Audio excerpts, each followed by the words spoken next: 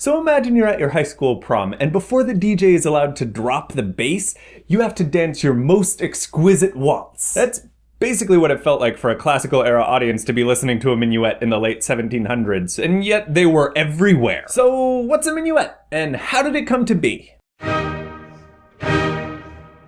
Welcome to the Listener's Guide. I'm Steve, and a minuet is a dance form that was popular in the French aristocracy in the mid-1600s, and yet somehow remained a staple of the concert repertoire into the 1800s. It's a pretty simple, very polite dance that involves a lot of bobbing up and down on your toes, bowing 1, 2, 3, 1, 2, 3, and pretty much everything that you'd expect a hoity-toity Baroque aristocrat to be doing in a dance. So how did it continue to be a part of the symphonic repertoire into the 1800s? Well, it all started with King Louis XIV of France, who had many minuet balls at his palace at Versailles. The composer in his employ, Jean-Baptiste Lully, who, by the way, died of a self-inflicted wound while conducting, managed to write almost 100 minuets. The elevation of this particular dance over all the other dances, however, is largely attributable to King Louis XIV's 73-year reign. He just liked the dance and kept dancing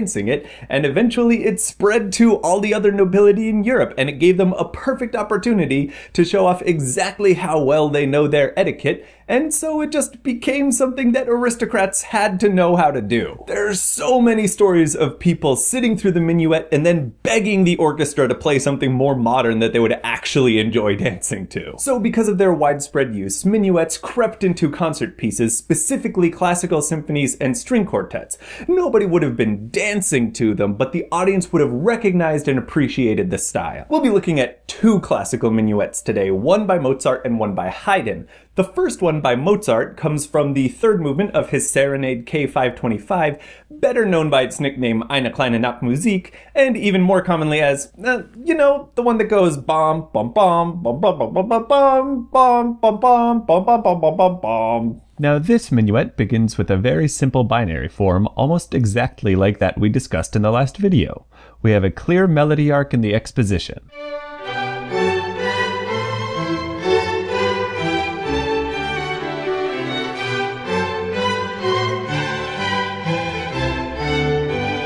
Of particular note is the bit leading up to the cadence. Mozart gave us what we call a hemiola, meaning that he briefly abandoned the 1 2 3 1 2 3 feel for just 1 2 1 2 1 2. 1 2 3 1 2 3 1 2 3 1 2 3 1 2 3 1 2 1 2 1 2 1.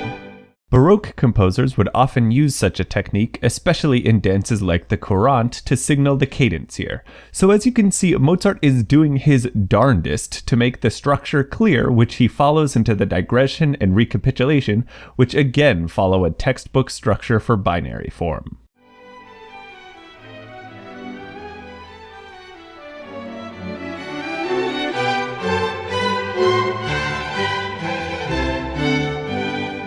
Now Mozart goes somewhere new. He adds what is called a trio to follow the minuet we just heard.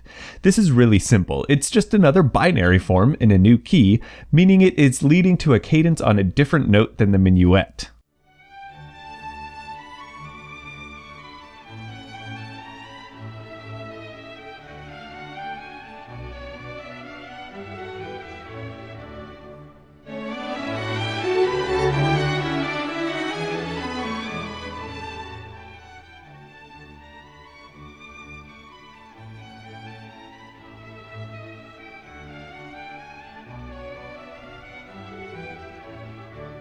Again, this trio follows textbook binary form, and for your convenience, I've created annotated videos of our examples today, which I will link to in the description and at the end of this video, so that you can hear the full movement to further understand its structure.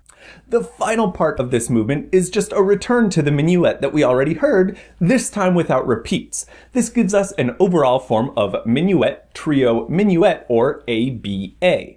Longtime viewers will recognize that this is actually exactly the same as ternary form. It's just that instead of using verses of poetry, we're using two contrasting minuets. But I'd also like to suggest another way of thinking about it, which is that it's a double stuffed binary form.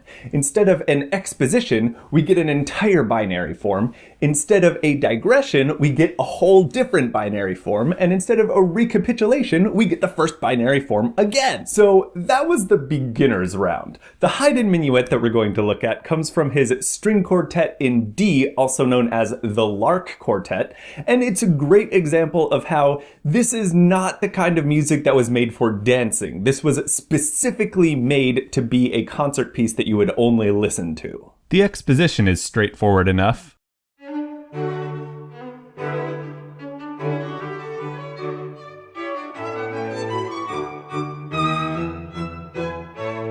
But then things get a little screwy. Just listen to this digression. Well, that's a weird chord. And this is going a little long. Now, if you've got your predictor gears turning, you may expect the recap to echo the exposition with something like this.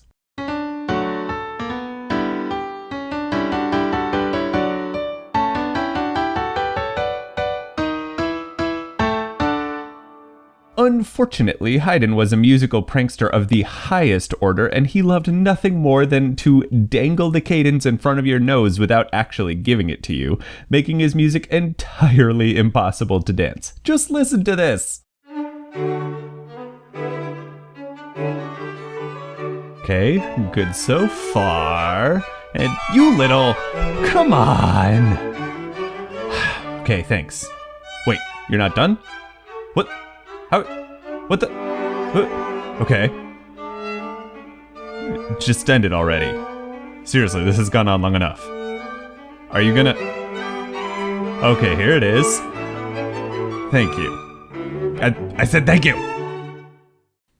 So now you have a bit more of an idea of how a composer can take a small idea and turn it into a larger piece. Now, don't feel too bad if you're not able to follow along with these movements on the first listen through. To be honest, it takes most musicians a few listens before they completely grasp a piece. That's also why I've provided you with annotated versions of these movements so that you can follow along uninterrupted and get a better idea of how these structures work. I'd encourage you to watch them a few times and then seek out some minuets of your own. You can find them in almost every Haydn or Mozart symphony or string quartet. They're not very hard to come across. So happy listening, and I'll see you next time on The Listener's Guide.